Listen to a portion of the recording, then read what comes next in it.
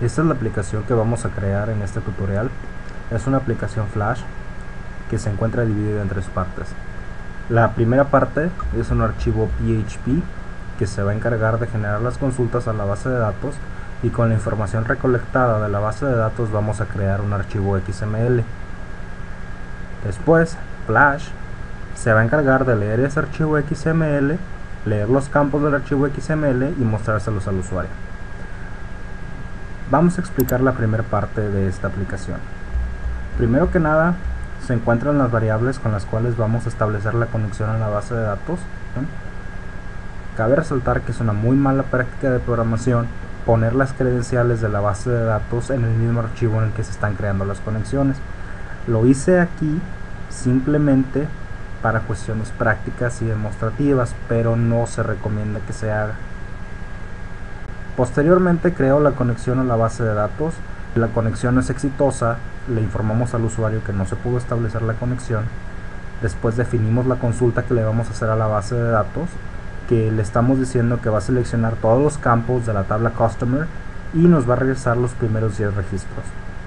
Después ejecutamos la consulta y es aquí donde generamos el archivo XML. Ahora es importante remarcar que el archivo XML se crea en demanda, es decir, se crea dinámicamente. El archivo XML nunca existe en el servidor.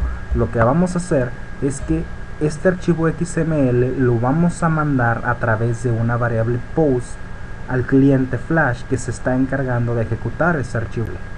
Entonces, que quede bien claro, el archivo XML nunca existe en el servidor. El archivo XML se genera en demanda, se genera cada vez que un cliente ejecuta el archivo PHP.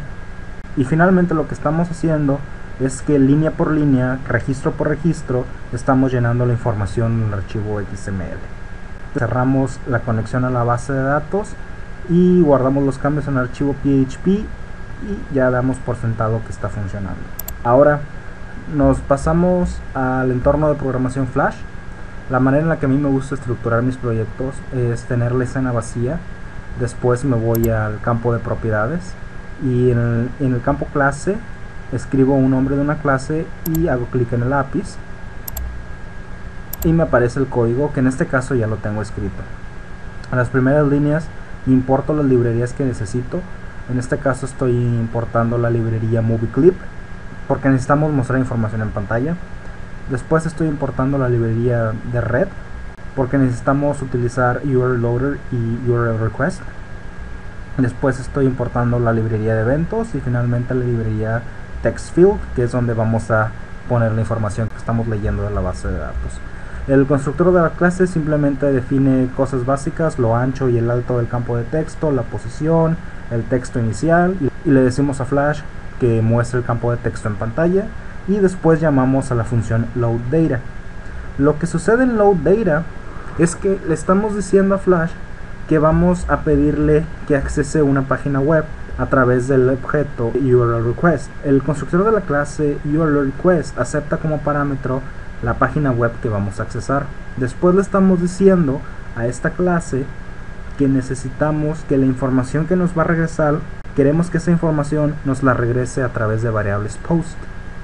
Después vamos a crear el URL Loader, que es el que se encarga de ejecutar el archivo PHP, o más bien de decirle al servidor que ejecute el archivo PHP.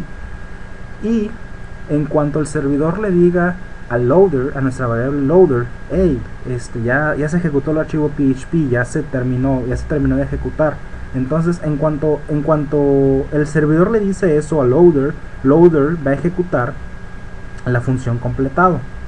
Y finalmente la última línea de la función loadData es precisamente hacer la llamada a la página web que especificamos. La función completado lo que hace es que, si se dan cuenta, está recibiendo como parámetro un evento.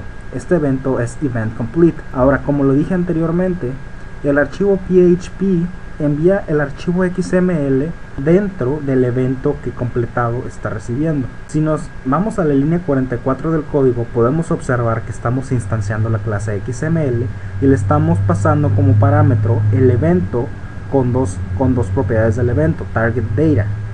Data es la propiedad que que tiene la información que el archivo PHP generó.